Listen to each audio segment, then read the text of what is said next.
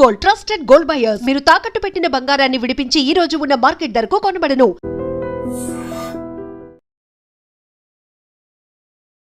నమస్తే, welcome to I dream talking point with కవిత.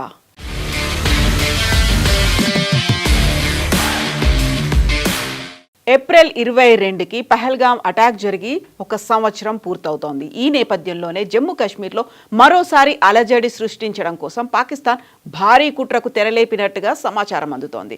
సుమారు 800 మంది ఉగ్రవాదులను భారత్లోకి పంపేందుకు ప్రణాళికలు సిద్ధం చేస్తున్నాయి. పాకిస్తాన్ నిఘా సంస్థ ISI, ఆ దేశ సైన్యం కలిసి ఈ ప్రణాళికలు రచిస్తున్నట్టుగా భారత నిఘా వర్గాలు నిన్న హెచ్చరించాయి. ఉగ్రవాదులను చొప్పించడం కోసం పాకిస్తాన్ నియంత్రణ రేఖ వెంబడి అంతర్జాతీయ సరిహద్దు గుండా కూడా సుమారు 70 ఉగ్రవాద లాంచ్ ప్యాడ్లను పునరుద్ధరించినట్లుగా వెల్లడించాయి.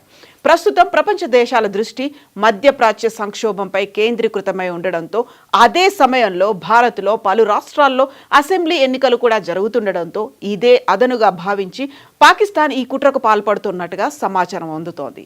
ఈ అవకాశాన్ని వాడుకొని భారీ ఎత్తున ఉగ్రవాదులను కశ్మీర్లోకి పంపాలని ISI, పాక్ సైన్యం భావిస్తున్నట్టుగా నిఘా వర్గాలు తెలుపుతున్నాయి.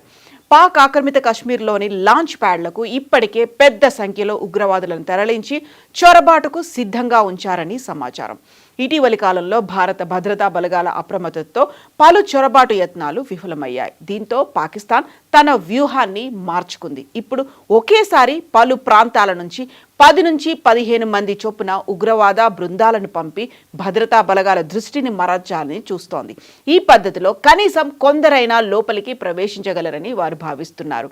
గతేడాది భారత్ బలగాలు నిర్వహించిన ఆపరేషన్ సింధూర్ తర్వాత ఉగ్రవాద మౌలిక సదుపాయాలు దెబ్బతినడంతో పాక్పై ఒత్తిడి పెరిగింది. దీంతో కశ్మీర్లో కార్యకలాపాలు నిలిచిపోవడంపై లష్కరే తోయిబా వంటి ఉగ్రవాద సంస్థల నుంచి ISIపై ఒత్తిడి వస్తున్నట్లుగా సమాచారం. స్థానిక నెట్వర్కులు బలహీనపడడంతో సరిహద్దుల నుంచి శిక్షణ పొందిన యుద్ధ నైపుణ్యం ఉన్న ఉగ్రవాదులను పంపి భారీ దాడులకు పాల్పడాలని ISI యోచిస్తున్నట్లుగా నిఘా వర్గాలు అంచనా వేస్తున్నారు. ఇటీవలి కాలంలో భారత భద్రతా బలగాల అప్రమత్తతో పలు చొరబాటు యత్నాలు విఫలమయ్యాయి. దాంతో పాకిస్తాన్ తన వ్యూహాన్ని మార్చుకుంది. ఇప్పుడు ఒకేసారి పలు ప్రాంతాల నుంచి 10 నుంచి 15 మంది చొప్పున గ్రూపులుగా ఉగ్రవాదులను పంపి భద్రతా బలగాల దృష్టిని మరల్చాలని పాకిస్తాన్ భావిస్తోంది. ఇలా చేస్తే కొందరైనా భారత్లోకి చొరబడతారు అని పాకిస్తాన్ అంచనాలు వేస్తుంది. గతంలో లాగా ఏదో ఒక ప్లేస్ నుంచి అటాక్ చేయడం కాకుండా డిఫరెంట్ ప్లేసుల్లోంచి డిఫరెంట్ బృందాలుగా లోపలికి ఎంటర్ అవుతే అది కళ్ళు గప్పినట్టుగా అవుతోంది.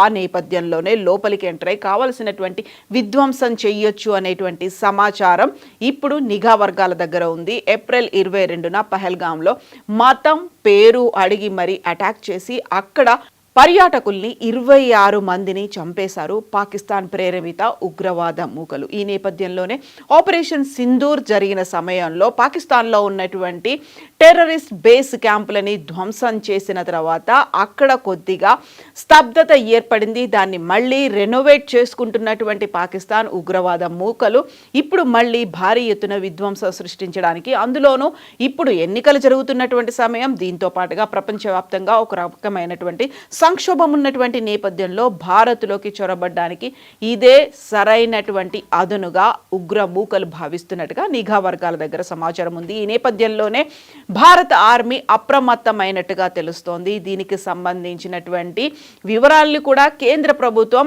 అక్కడున్నటువంటి ఆర్మీకి చేరవేసింది. ప్రతి క్షణం అప్రమత్తతతో ఉండాల్సినటువంటి సమయంగా దీన్ని ఆర్మీ భావిస్తోంది.